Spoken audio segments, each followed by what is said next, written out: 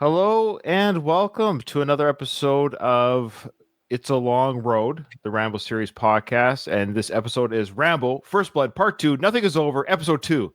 These titles are getting longer and longer and more ridiculous as the show continues, but I don't think the show is getting more ridiculous. I have with me today a very special guest, Peter from the land down under, I believe is what they say. Peter, how you doing? Great, Ryan. Thanks. Really appreciate you giving me this opportunity. Like I said, I've been listening to your podcast for over 8 years, going way back to when you and, is it your younger brother Ruben were doing Going the Distance? Yeah, that's right. Yeah. That's crazy. You okay? So you are like one of the OG listeners because I've had a few guest co-hosts come on who have listened either just to the Rambo or whatever it is, but you have been there since the beginning of time. How did you discover that Going the Distance with me and Ruben? How did you discover that one?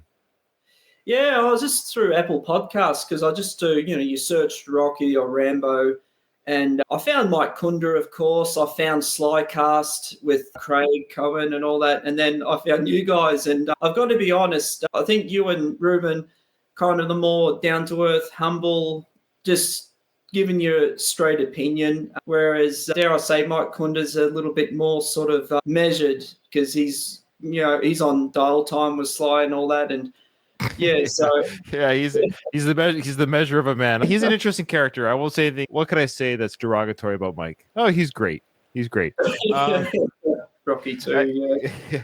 But yeah, I appreciate that, Peter. And you have nothing to be nervous about. You're one of the few, well, more than a few now.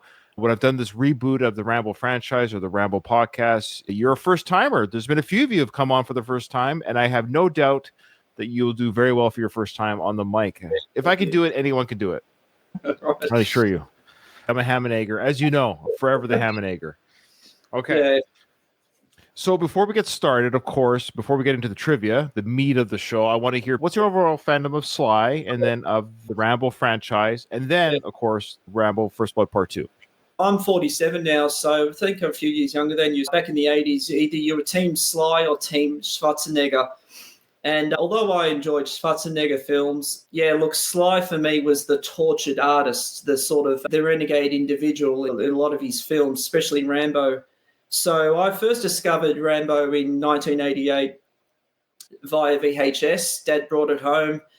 And I believe I saw First Blood first. So I saw them like you in chronological order. And I've got to admit, I wanted to be on your First Blood show because I feel like I know that film best. So I may struggle today with First Blood Part 2. It's interesting, the other titles. The original title was First Blood Part 2, The Mission. That was James Cameron's. That's right. Yeah. I'm sure you know all the trivia and all that. And I'd forgotten that. I'm sure I'd read that, but if I could retain everything I've ever read, that'd be amazing. So by all means, trivia away on me. Yeah, please. No, that's interesting. I remember last week in your podcast, you said you've seen these films hundreds of times, but still you have that sort of Mandela effect. You can't quite remember precisely. Yeah. So, and like you, I saw Rambo 3 theatrically in May 1988. That was the most expensive film ever made at the time. That was just all enthralling for me as a 10-year-old. So for me, Stallone is a very special person. He's sort of obviously quite self-made, and his sense of perseverance and through all the tribulations of his life. And I'm a little bit of a fitness guru myself, so I've always garnered inspiration from his weightlifting regimen and all that. Yeah, he was trained by Arnold Schwarzenegger's best friend, Franco Columbu, for at least 6 months in 1984. Yeah, to get ready for this film. What do you do for fitness? Are you just something you do on the side, or do you have a job for it, or? Oh, no, I'm a secondary teacher in Australia, but since I was 18, I've been weightlifting. Like Big Guns Doug, I'm the same age, so I resonate with Big Guns Doug quite a lot. And, he's a big boy, that guy. He's a big boy. Not quite that big, but sort of scrutinising Stallone's fitness regimen over the years has been very inspiring, and all the tribulations what he's gone throughout his whole life, the nadir of his career between 1998 and 2005, and how he's made the comeback, and I think I was always Team Sly because he was that sort of tortured artist. Like what you and your other guest said, his highs are very high and his lows are very low. He's got some fantastic lows. I love it. And Yeah. at the time of this recording, it's not released yet, but myself, Craig, and Doug, we did our review of Alarum, the movie Alarum. It's the straight to video. It's fantastic. It was a fantastic recording. So look forward to that drop, folks. I just really look forward towards that 3 podcasters reviews of all those dumpsters. Yeah, they're fun. They're fun to do. Craig and Doug, they're great guys, and look forward to that, folks. Okay. Shoot, what was it? Oh, I was going to make a joke. You're big and strong, so you can kick the shite out of your students. What age do you teach? Secondary is between 12 and 18, so yeah. Yeah, there you go. You can beat up some 18-year-olds. That's legal. They're adults. Like Stallone, I'm only 5'7", so a lot of them. That's funny. Is that what it is? If people are a little bit shorter, they got to get muscles to make up for it? Is that how that works? Yeah, statistically, most bodybuilders are only about 5'8". Yeah. Really? There is something to that, maybe. Maybe there is something to that. Yeah. See, I'm 6 feet, so I never thought of lifting weights. I always had my height as an advantage. I dabbled as a teen with weights. I'm a jogger by nature. That's what I do. So I do stay in shape for an old man. I do run quite regularly. That's my thing, and try to eat healthy. But no, it's great that you do weights. That's great. Yeah, don't worry about the trivia or how well you do. I did get 8 out of 10 last episode. I'm actually surprised by that. But the idea of the trivia is to have fun and to try to beat me, which is fine. But the idea is also it gives us a chance to talk about the films. Whatever question comes up, we talk about the scene and what it means to us. And so it's just geek talk at the very least. We'll get to talk about the scene. So do you have a pen and paper ready? Oh, that's the one thing I don't have. I'll just be very quick. Yeah, go get it. Okay. You're a teacher. You got to always be prepared with a pen and pencil. I guess you've given tests and quizzes as a teacher, right?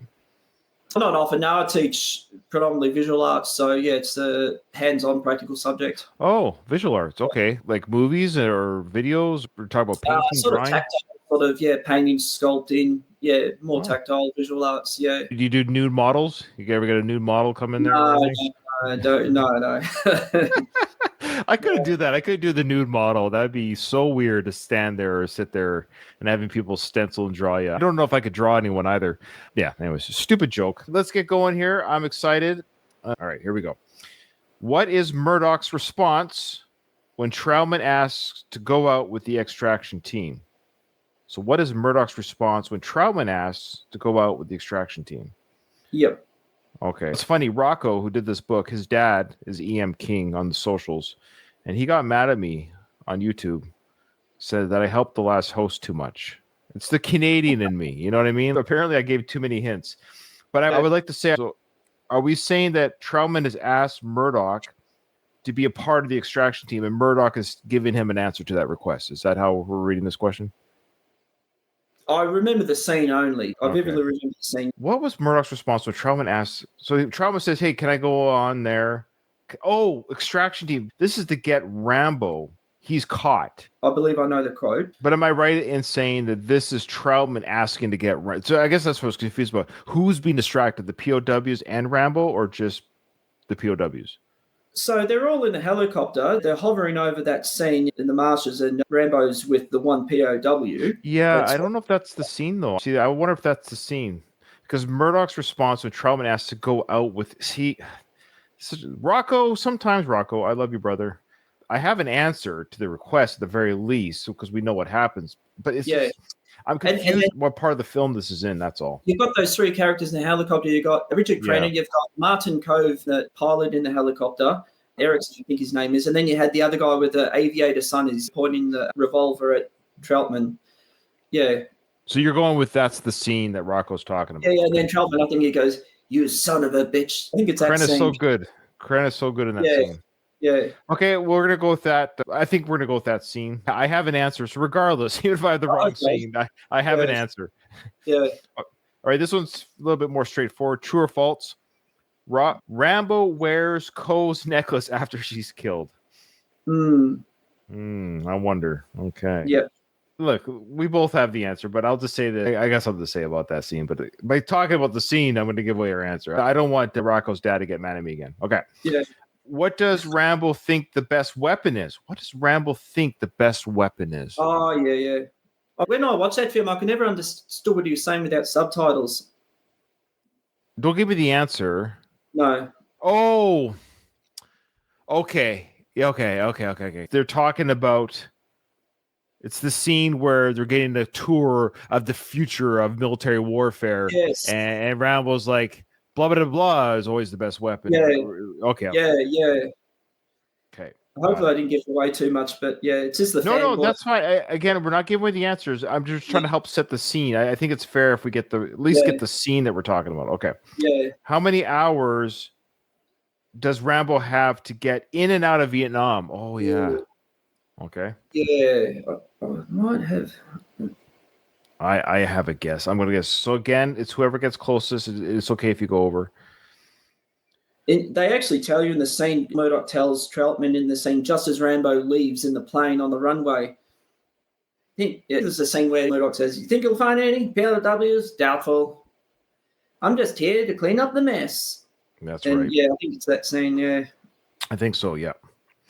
Where does Troutman tell Rambo to go if he runs into trouble in Vietnam?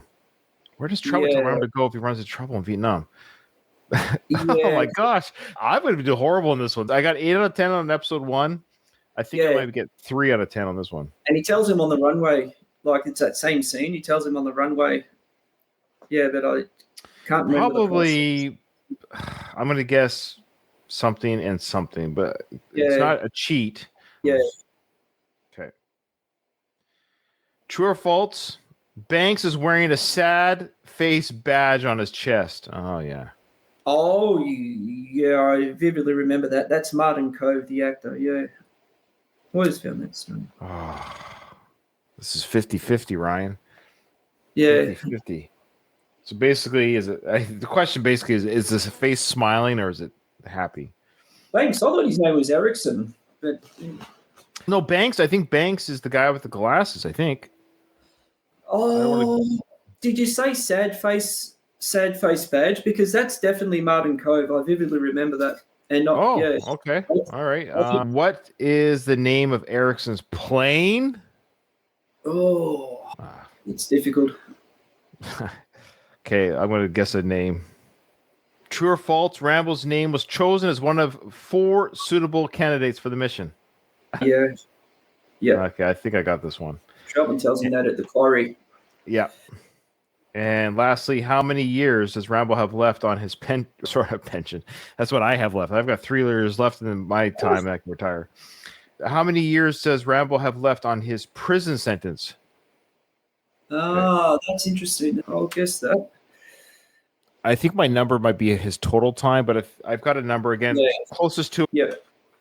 Now, here we go. So here's the first one. What is Murdoch's response when Troutman asks to go out with the extraction team? Yeah, I thought he said, "I want you to abort." See, it's the scene where he says denied. Further report. I want to go out with the extraction team at dawn. Denied. Denied. It's an unnecessary risk. Remember, Murdoch goes denied. And I think that was the initial scene. So I wrote no. Oh, I didn't say the word denied. I'll leave it up to the judges. What do you think? I just thought it was that scene where the helicopter was hovering over the Vietnamese rice field and Rambo and the POW just below them. Yeah, I just remember Charles Napier's words, "I want you to abort." But anyway. No, I think that's what I mean. This is why this one was confusing. So I know exactly, of course, the scene you're talking about, but I think the conversation, and when I do the edit, I always insert the scene from the film. I believe it's at the beginning. I think Rambo's caught, so he's not back. And I think the initial response was denied, but I think even though Troutman ends up going anyways. So I remember the sound of Murdoch saying, I can hear the voice denied. Yeah. When the initial request, and then it says something about going over his head or something like that. So anyways, the point being, it wasn't the helicopter scene. It was before he got up in the air. There is a scene. Okay. Will you allow me to have the word no, or do you want? Okay. Oh, I mean, no, you're the. I declare I'm right. Okay. Oh, That's the exact quote, was denied, but he didn't ask for the exact quote. Rocco asked for what was his response. Yeah. No, denied. Okay, this one you should get, Peter. Rambo wears Cole's necklace after she gets killed. Oh, yeah, absolutely. Yeah, you remember that scene when he gears up? Yeah. You see his back double biceps lat pose. So it's true. It's true, absolutely true. Yeah. I love how he wears the necklace, but he refuses to get like extra line. It's on his neck so tight. Yeah. It's to showcase that Sly. Look how big and thick my neck. Heaven forbid Sly has a necklace that might hang down a little bit. He has to showcase to the audience how thick and strong his neck is compared to a woman's. It's like why strangle yourself around your neck? What would you wear a necklace like that? No, I always assumed because she was so slender, Julie Nixon, that the necklace would have been tied on him. Yeah. He took the actual necklace from Coe's neck, yes, as is.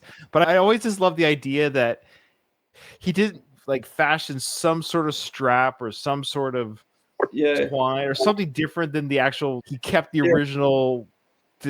I know to showcase. So look how thick my neck is because it hung loosely around Coe's neck, but around my neck, it's tight.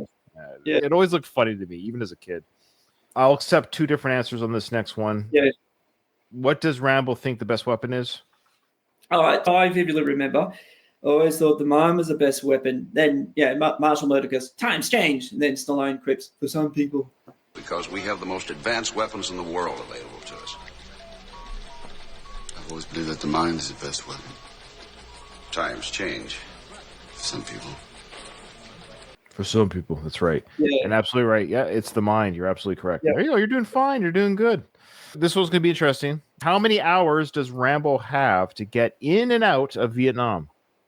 For some reason in my mind, 22 hours. I could have chosen 24 hours, but I'm just saying 22. 22, sure. I said 36. Oh, okay. Oh, 36. You've got 36 hours to get the hell in and out. So don't stop and smell the roses, okay? Yeah. Oh, well done. Wow. On the nose. A day and a half. Yeah, that's why I thought I don't remember being. No, I got it right, so I'm not gonna. I gotta question why. Maybe it's the military in me. I was like, yeah, it's a day and a half. You got one night, a full day. Yeah. Yeah. All right. Where does Troutman tell Rambo to go if he runs into trouble in Vietnam? Now, this one I totally guessed. What was your answer? Yeah, I remember the scene where it says there's no time to smell the roses. I mean, some hill, but that's my guess, just some hill. Oh, hill. Okay. I just said brag. USA brag, but that's probably right. Oh, you're right. Oh. Run into any trouble, try to get to the hilltop extraction site marked on your map. Yeah, okay. You get that one for sure. Oh, really? Oh, okay, thanks. Because you said the hilltop extraction site. You said hill. There's no specific name for it or something? Or it just says hilltop, the hilltop extraction site. So there you go. I'll just write literally hill, yeah. Good job. Thank you. True or false, Banks, this one's tricky, it's 50-50. Banks is wearing a sad face badge on his chest. Yeah. True or false? Okay. Now, dare I say, I think Rocco's wrong here. It's true because it's Martin Cove is wearing that badge. I'm pretty sure his name is Erickson. Okay, so you're right. That's the teacher in you. You're absolutely right. In that, yeah, I was focusing on the badge being smiley or sad. Get what I'm saying? Yeah. You were right by saying that it wasn't Banks. He was going for it was the wrong person. It was Erickson. Yeah. Do you get what I'm saying? Oh, okay. That's very tricky. As a teacher, do you think that's a fair way to ask the question? Oh, I hadn't thought about it, to be honest. All I know is in my mind, I thought, no, that's not Banks, that's Erickson. I was focusing on whether or not the badge was upside down as a smiley or a sad face. And he was focusing on, no, it was Erickson. So it's false. So you got it right. You said Erickson. Yeah. So there you go. So Rocco got me with the wording on that. Not that he was trying to trick me, but I was just, he was asking which character was wearing it. Good job. Okay. Yeah. What is the name of Erickson's plane? Did you even just guess a name? Anything will do. I wonder in the movie if it's sort of, on the side of the plane or the technical name of the plane. So, no, unfortunately, no. Do you have any guess? Give me something. I just can't even guess. There must be some technical name for it, but I'll forget. Yeah, it's a very special. Oh, I like the idea that you went technical. I'll give it to you if it's a technical name. I'll give it to you because I just put Birdie. Oh, okay. There's a very special type of aircraft. I was reading an IMBD the other day. Yeah, I can't remember, unfortunately. Yeah. Dragonfly 1. Oh, yeah, of course. Yeah. Dragonfly 1, yeah. Yeah. I was close. Birdie's a flying. Yeah. The judge will not give me a point for that one. All right. Rambo's name, true or false? Rambo's name was chosen as one of the 4 suitable candidates for the mission.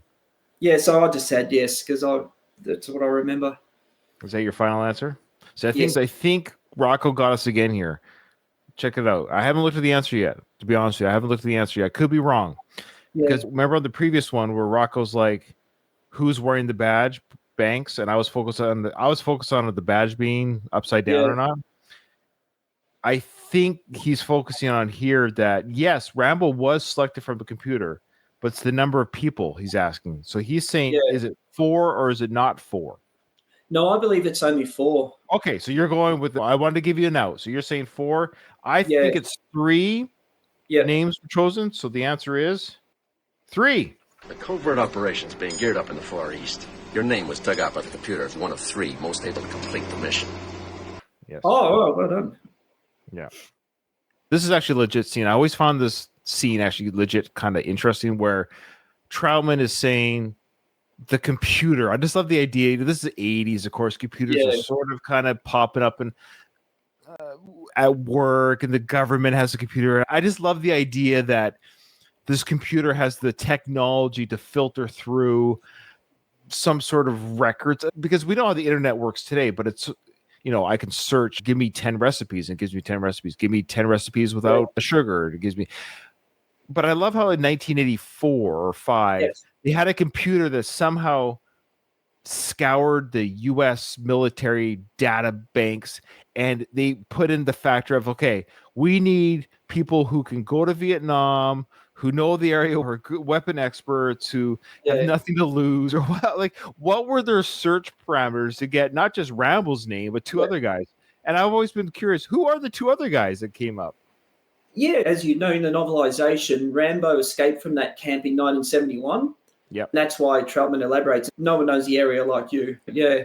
I'm always curious as to, a computer can only give you, the user, information that it has and what you ask of it. So I just want to know what were they typing into this brain computer of, we need to know who's best for this mission. Like, how did they ask the questions to this 1985 computer back in the day? It's just... I have no idea about computers back then. But it was filmed in 1984, so that would have been the same year that Steve Jobs would have been released the first Apple computer and all that. Yeah. So I'm going to ask this question to Grok. Let's see what it says. They were able to do this in 1984. I'm going to be curious to see what Grok says. Okay, here we go. So you're going to hear me ask the question, and it's going to read it back to me. Yeah. So Grok, I have a question for you. In 1984, in the film Rambo: First Blood Part 2, Troutman told Rambo that he was one of 3 names that came up in the computer to do a mission of rescuing POWs in Vietnam. What possible technology do computers have at that time to give that kind of information? Like, what did the user put into the computer, and how would computers back in that day be able to suss out that this could happen? All right, let's dive into the tech of 1984 and how a computer might have picked Rambo for that POW rescue mission in Rambo: First Blood Part 2. You asked about the tech in 1984 that could have let a computer in Rambo: First Blood Part 2 pick Rambo as one of 3 names for a POW rescue mission in Vietnam. What kind of tech computers had, what data users might have input, and how those systems could figure out who'd be a good fit. In the context of the film, the user probably input mission-specific criteria such as skills and expertise, physical and psychological profile, availability, past performance, clearance level. That's fair. So how did the computer suss it out, is what I asked. The military likely maintained detailed personnel files in the database, including training records, mission histories, evaluations. Rambo's file would have highlighted his Green Beret background, Vietnam service, and exceptional combat skills, matching algorithm, ranking. In reality, 1984 computers could handle this kind of database query, okay, especially for a military with access to advanced systems. However, the film takes some liberties: speed and simplicity, data quality, human input. Conclusion: the tech in Rambo: First Blood Part 2 is plausible for 1984. A military database queried with specific criteria like combat experience and special forces training could realistically identify someone like Rambo. The user would input mission requirements, and the computer would filter personnel records to output the top matches. There you go. All right. So I guess they did have the tech back then. That was my long way of getting there. Never really gave it any thought. when watching the film back then, is sort of the dichotomy between all those Murdoch's computer labs and that was the whole thing of that film, was the idea of this is future warfare. And it's funny because I am in the military right now. Like, I'm in the Navy, but I do deal with, of course, computers. I mean, it's crazy now in 2025. Quite frankly, Rambo would be blown away of just how much of warfare is just computers today. Like, from drone strikes to missile strikes to obviously GPS and all this stuff. So I get Rambo says the mind, and he's right in the sense it's garbage in, garbage out. So you can have the best computers in the world, but the operators don't know what they're doing or what they're inputting. It's garbage in, garbage out. I'm sorry, John Rambo. It's all computers today. If your army doesn't have computer access, now you could argue if you take out that computer access, then you're going back to the Rambo days. I get it. That's the whole idea. It's just funny that this is the 80s, the idea that computers are becoming, household items. This is the Rambo message of don't lose sight of your warrior ability. Don't rely on computers to do your work is the whole idea. Yeah, no, absolutely. No, a lot to think about there. As you're talking, I was thinking about James Cameron too, because if he would have scripted Rambo 2, the correlation between Terminator 1 and Rambo 2 with the advent of computers and all that. He was big on that. That's James Cameron. And there's 3 different writers on this film, like you're saying. There was, of course, James Cameron's. He was the computer guy. That was his thing, obviously, back then. He just finished doing Terminator before writing this film, or his inputs in this film. I believe he had Rambo have a male sidekick, and it was going to be John Travolta. I heard about that. Didn't you interview David Morrell about that, the novelization of Rambo 2? Yeah, I don't remember what we talked about, to be honest with you, regarding the casting choices. But yeah, if you haven't, folks, go check out the first episode of this whole feed. If you're on the Rambo standalone feed, I interviewed David Morrell. Just Google, what would you Google? Search for It's a Long Road, the Rambo Series podcast, David Morrell interview. Yeah, that was fantastic to talk to David about that. Yeah, what did he say though? He said he used 2 different things. James Cameron's script, Sly's script. Oh, and then his own. Then it was his own. That was how he did the novel. Yeah. Yeah. So I was thinking the novelization of Rambo 2, I think, like David Morrell, through your interview, what I extracted from the interview was David Morrell. Back then in the 80s, you'd have a novelization of a film before the film came out. So I'm just wondering whether the novelization was written before the film was made. Yeah, I just can't remember. I was big into reading novelizations of films, and I used to do that all the time. So what they would do is the movie studio, or whoever they are, they would give access to the author, the movie script, essentially, the shooting script. So they could write a novel even probably during filming. So that's why there's a lot of things in a novel that aren't in the actual film, because they have access to things that maybe the director didn't film or scenes were cut out, things like that. But I used to read books all the time before the movie came out. One of the famous ones I did was Tim Burton's Batman in '89. I read the novel before the movie came out. So I felt like it was like a cheat code, because I felt like I was reading the movie script. So even before the movie was released, it's like, I know what's going to happen in this movie. But I actually kind of liked doing it like that. I didn't think I was spoiling it. For me, it was just kind of like, I got to see the movie first. So I would read books all the time before movies came out. I've got to ask you, have you read the novelizations of all 3 Rambos? Yeah, it's been a couple of years, but when I started this podcast, I did that right away. Yeah. Oh, okay. Yeah, I find them far more realistic and substantive than the films. The films almost look a bit cartoonish compared to the novelizations. Yeah, definitely. You get inside the thoughts of Rambo. That's a big thing too, right? You get his thoughts.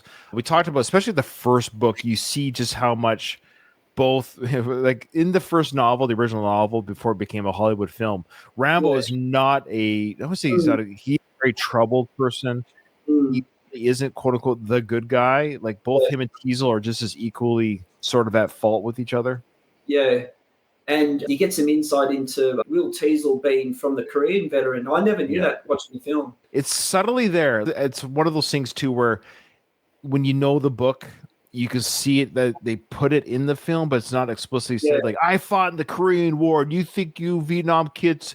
I kind of wish they did. I don't know why that would have taken extra. I just did it there in 5 seconds, and I'm not even a dialogue writer.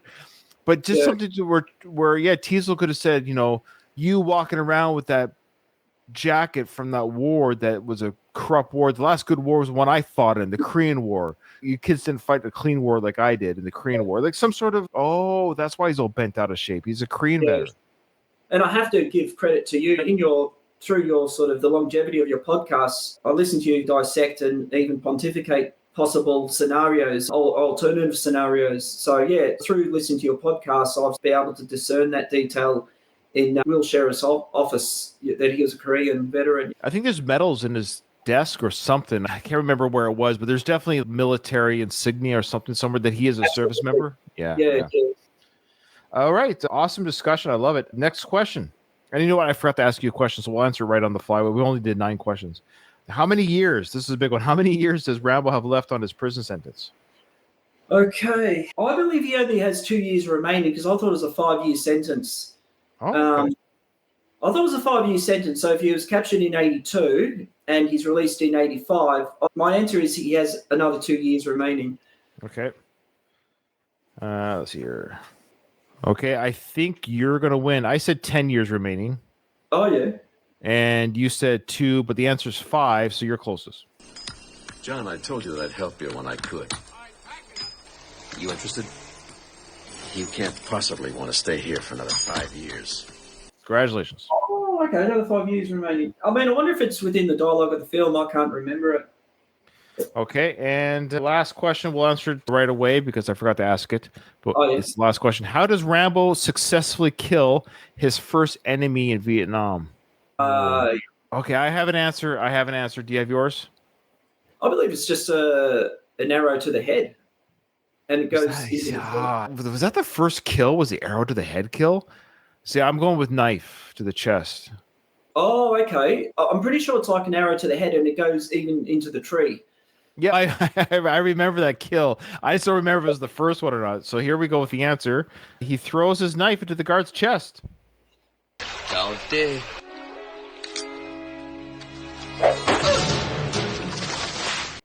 Oh, really? Okay. Yeah. Now, the only reason why I don't think it was the arrow to the head is because it's such a memorable kill. I just, as a movie creator, I don't see myself doing that for the first kill. There's something you kind of build up to. Because I think he saves Ko or something.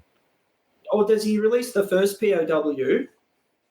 And then he says something in Vietnamese like Dante or something. Then he throws the knife through the heart. Yeah, there you go. I forgot about the Vietnamese. You're right. He says something. But with the arrow through the head scene, that I think the guy was about to kill Ko, and that's why that scene was so... 100%, you're right. Now I remember, Yeah, that's why that scene was so much more memorable because it was like, not only did he save Ko from being killed, it was a classic arrow through the... And I remember being a kid, like, how do they do that? That's so brutal. It's so amazing. Okay. Yeah. All right, so what's your score, brother? Oh, okay. 4 out of 10. I'm not surprised. Did you have fun?